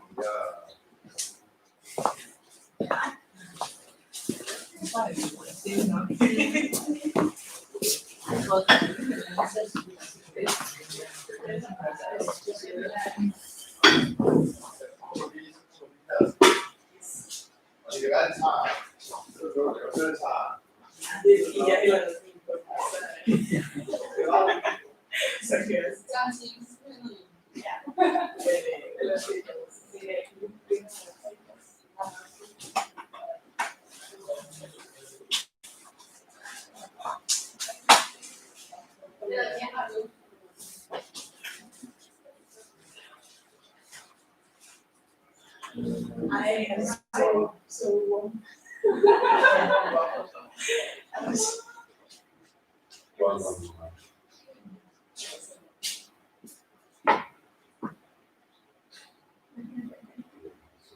Next time it's your turn. Yeah, I know.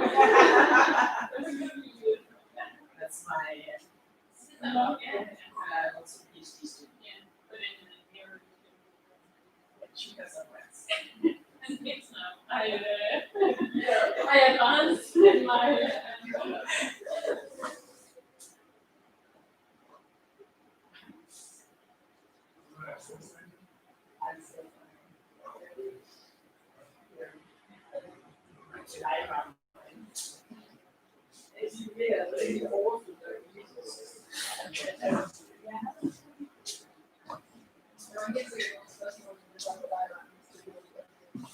Jeg kan sikkert noget af det, som man kan se, hvad der er i. Der var også et stykke, der var meget godt for, og også et lille stykke, der var det hele først, og derefter måske at komme frem til det. Ja, det var det. Ja.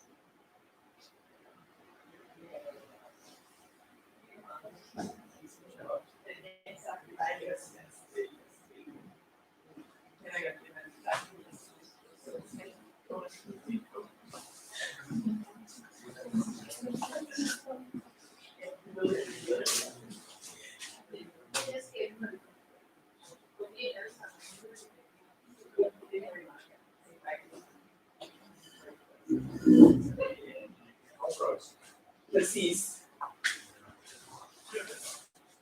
Ja. Eller siger nej. Helt ærligt. Det gør mig. Ja, vi har haft en erhvervsstyrende inde, det vil se, som blev afvist heldigvis ikke til forsvaret. Ja, det sker også. Ikke tit. Meget sjældent heldigvis. Nej, hvad tegner du?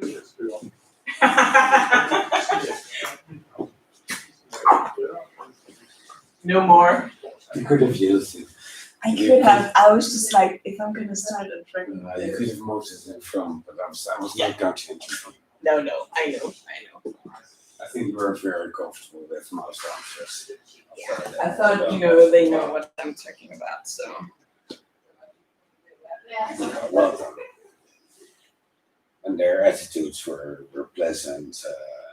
Very So some questions were not easy, that was clear. But at least very, not a clear answer. So, yeah. But it was really great for feedback. So. no, well done. Will they hand you over some certificates? I get not today, I think. That's a pity, because you have me to touch. Yeah, the ceremonies, yeah, that's much more formal with the tokens. It's also nice. Sorry. I know they asked them if they should wear their keys, but I think the university told them that was not really. Not now, but otherwise they would have been. Otherwise they would. Not about working, but I mean, yeah, Netherlands, Austria, yeah. No. So. Yeah, I think so. But that's, I believe it's. With the. That was interesting. That was very, very interesting. I learned a lot. She's really. Yeah. So you're gonna work there as a part-time? No, that's not even. No. That's not even crossed. But I learned a lot about her way of thinking. Yes. One of her PhD students is now at OCT, but he was one of the guys doing negotiations for the Dutch Ministry of Finance. Is that Michael? Yes. Yeah, he's really excellent. Yeah, I'm not sure. I'm not. He says even for something as well. Sorry. My feelings. I don't know. I don't know what with what sort of instructions these people have made these negotiations. No, but there's now an evaluation happening, and I've done a network analysis with developing countries. So there's a dark side to the Ministry of Finance. I know. I have the same here. It's Mordor. Oh, there are your shoes. They're my Oh, may I? May I? Yes. And I want them like this. But can you just not that stretched. I was in here yesterday to see the room, and it was even warmer than it was today, and I was just like, nylon stockings, that's not, no, I'm not. It's so warm. Oh, thanks for coming. She got her PhD like 5 years ago. To the day, right? Is that second? Almost. Yeah. My goodness. Yeah. She just said, you must like the flowers. She does wild gardens. You did it. Yeah. She's like the teaching tax law. Now you're doing wild garden. No. But I did the economy, biology, so Yeah. I was going to disciplinary, so ecosystem services and those sorts of wellness. And now she does wildflower, wild gardens, wild, yeah. Social change. Social change. Sorry. Resistance. Social change among flowers. In people's perception of beauty in the city. Okay. So all of our, all of our fields out here with the puppies and stuff. That's right down your alley. I was in the plane and I'm seeing this. There's something near the water. Yeah. And it is now blossoming. It's a dark red. Oh yeah. It's not a flower. It's actually dying. So it's like the red leaves. Yeah. Oh. But it's that salty marsh. Okay. But heather, when heather is not the flower, so but it looked like heather. Yeah. Yes. It is. It's beautiful when you can eat it. It tastes like, it tastes like really crispy. Taking a walk in the woods with her is like an adventure. Yeah, I like that. You see the forest completely different afterwards. Animals, because animals as well. Well, I don't eat animals so much. Okay. But yeah, Yes. it's the same. But it's the same. It's just taking the nature system, the entire ecosystem into economic account, well-being.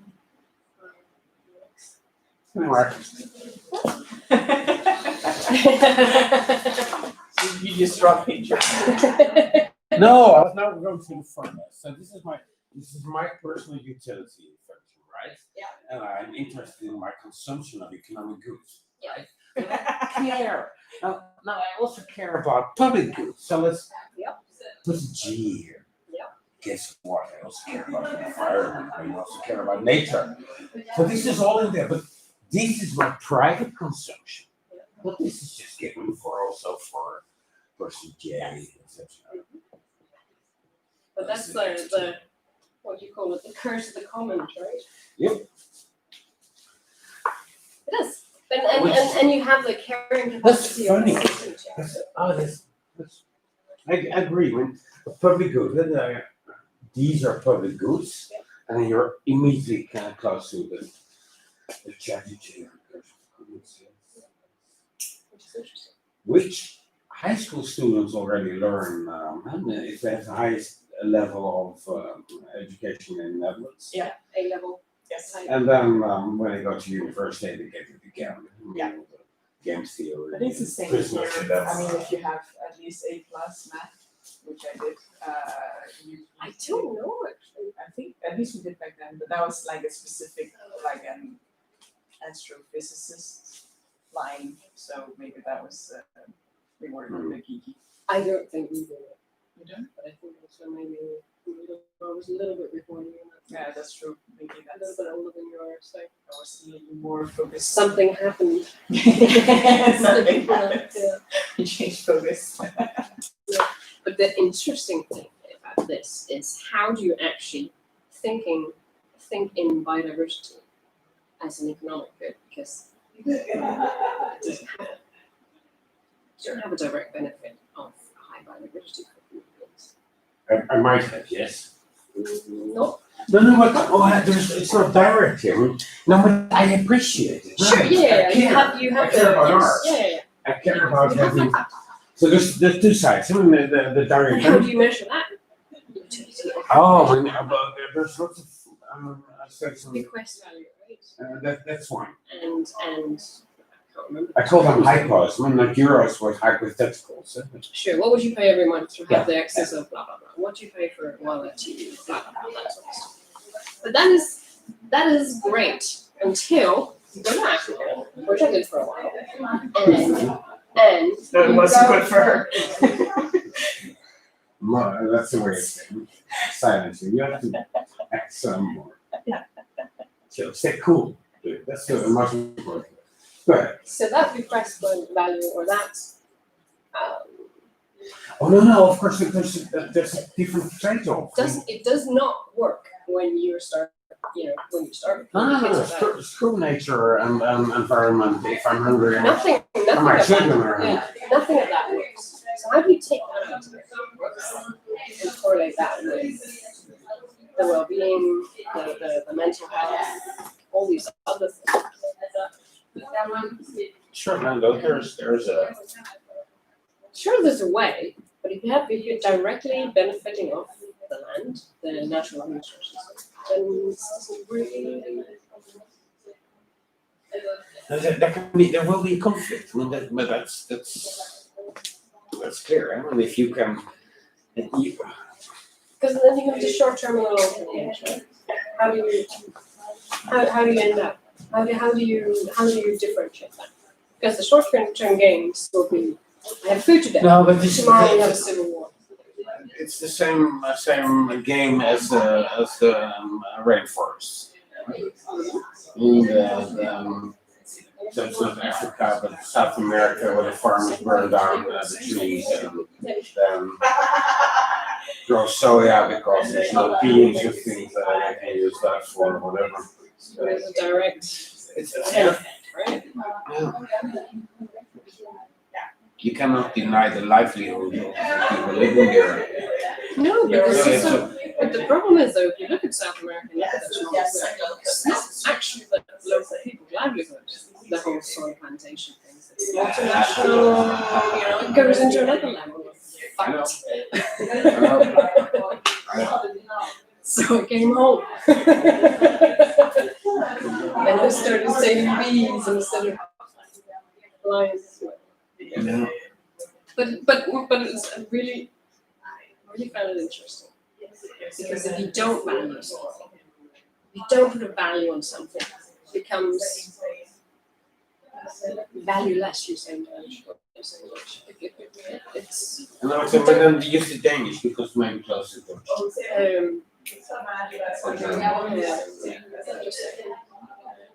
Værdieløs. Worthless. Worthless. If you don't put a value on something, it becomes worthless. Yeah.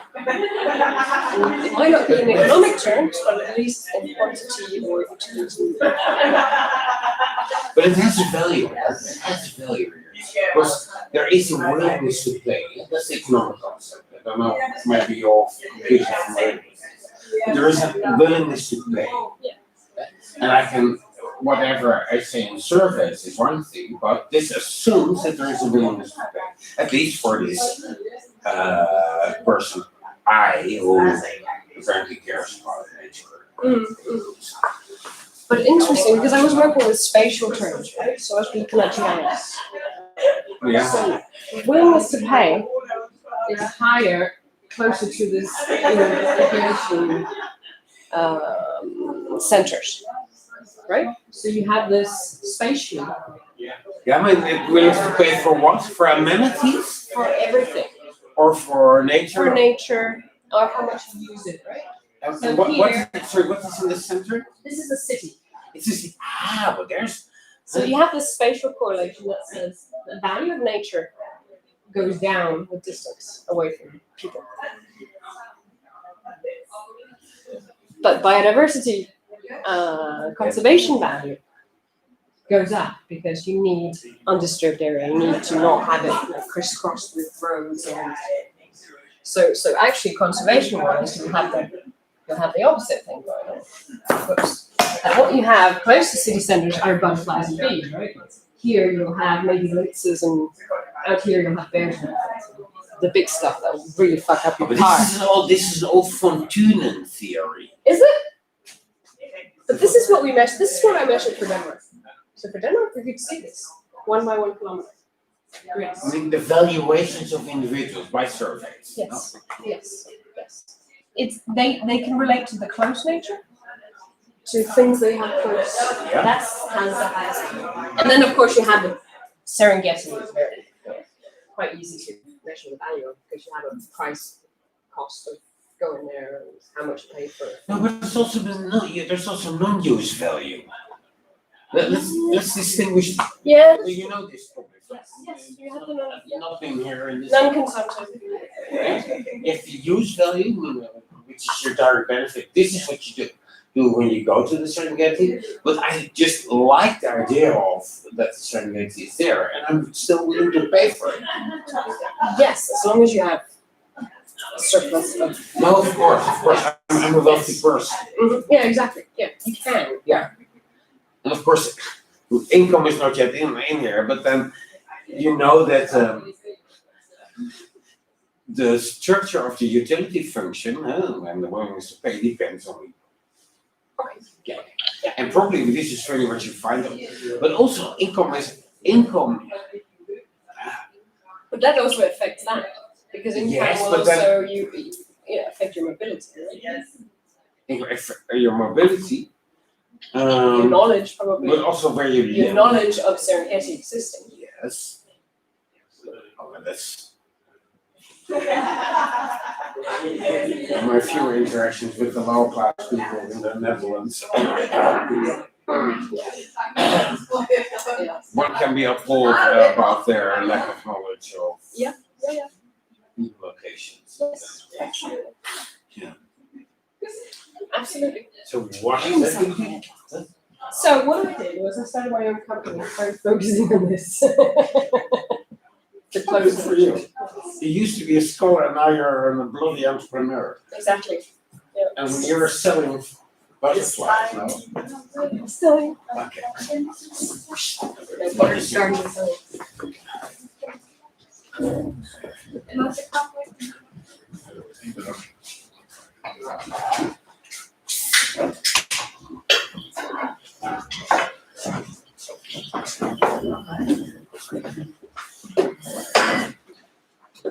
So maybe we should go in the front with Susi so they can see us. Yeah.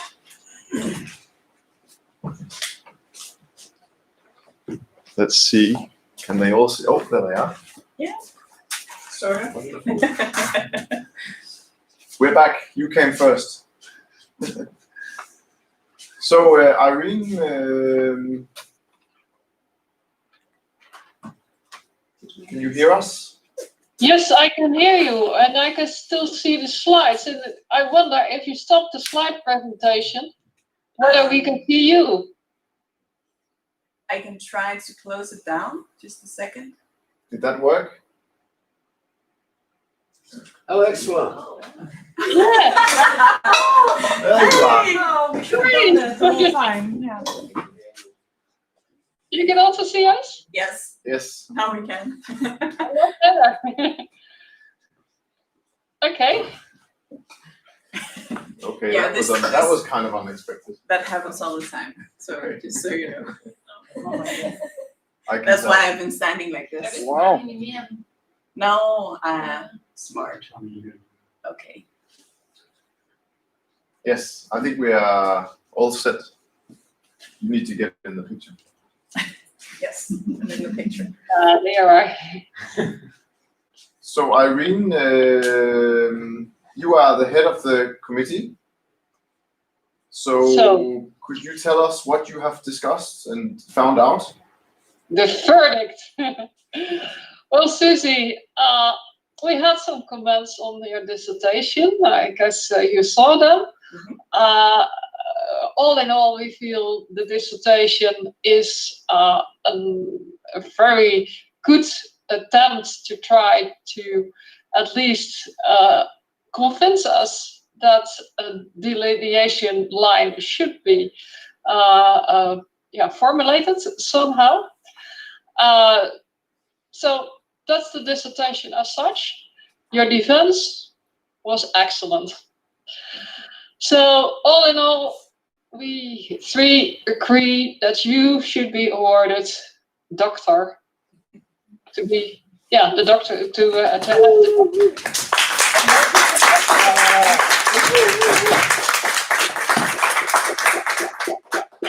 And I have partial evidence.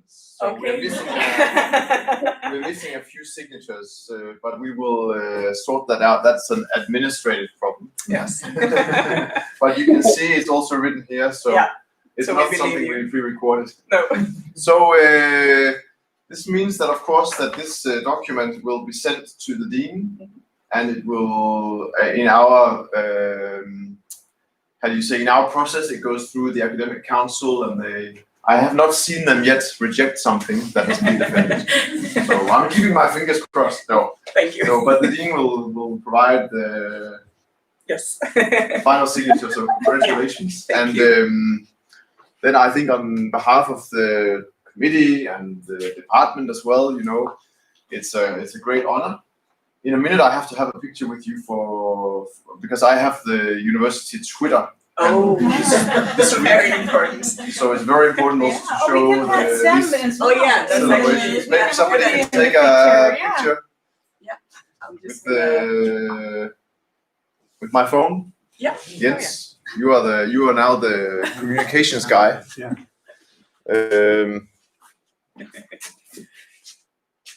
So are you ready? Yes.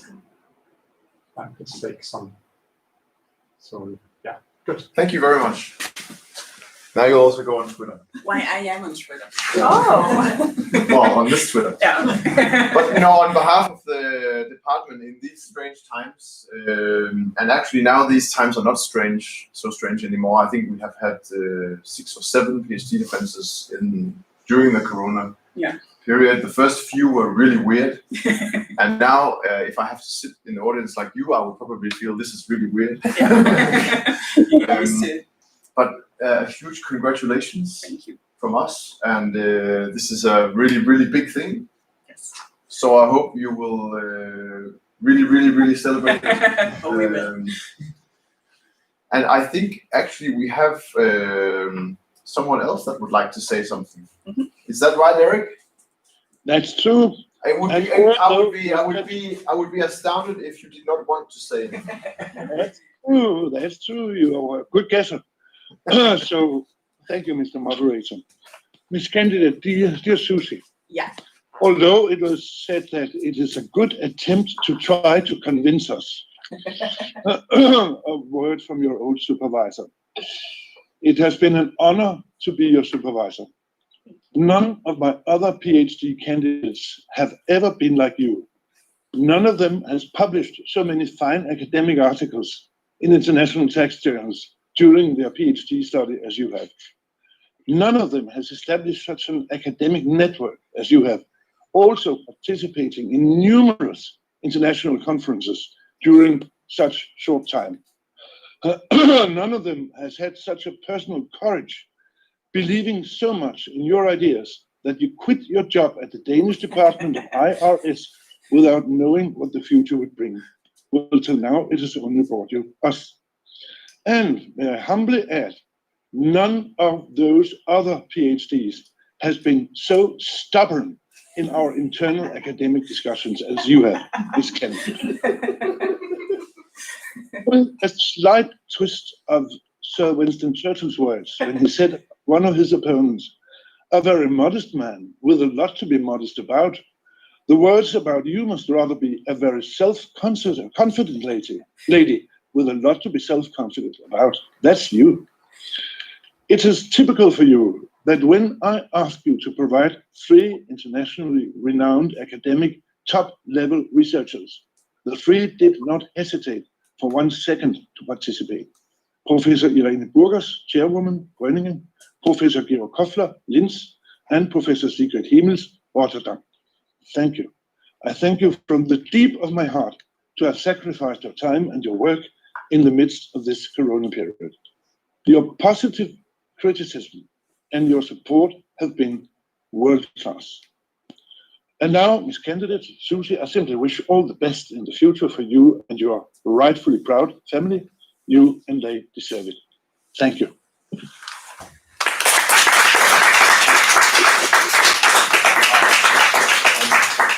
And now I ruined it. I have a small token here from the department. Oh, that was wrong. This is actually, Susi is the first PhD from Aalborg University Business School. Yeah, that's true. And I'm going to get that wrong Many times. in the next, I don't know, maybe year or 2 or 3, I don't know. Yes. I'm very proud. Thank you very much. What a way to start. Yeah, exactly. Can only get better. No, that was not exactly what I meant. So, thank you very much. I would like just very quickly to say a few words for all of you. So it's true that I've spent a lot of time abroad on conferences, on universities, and I sometimes jokingly say that this PhD has become a reality due to the kindness of strangers. A lot of people I've met along the way, a lot of amazing people who spend their time and their efforts educating me, helping me, reassuring me that the crazy ideas I had were actually valid. And it was with very good reason that I asked you 3 specifically if you would join me today, because I wanted to get the hardest pushback I could find. I wanted the most qualified, and that is you 3. And I'm really proud that you came today and helped me finish this project. I wish you could all 3 be here, but Geo, I will look very much forward to your inaugural lecture very soon. So there'll be some payback for the tough questions. Yeah, and Irene, I hope I see you in the Netherlands in a not so distant future, and that's of course good for you as well. Time. Yeah, I think we hope the world is slowly reopening, and at least I can say from my own perspective, I don't know what the future holds. I have to go and find a new career now, but I'm pretty certain that one way or the other, it's gonna take me to international taxation still. At least that's the priority. So I hope I see you soon, and thank you very much for all your time and for all your excellent feedback. Yes. Pleasure. I think that's it.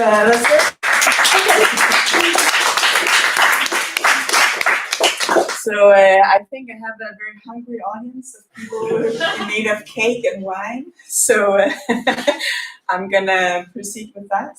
Thank you very much for today.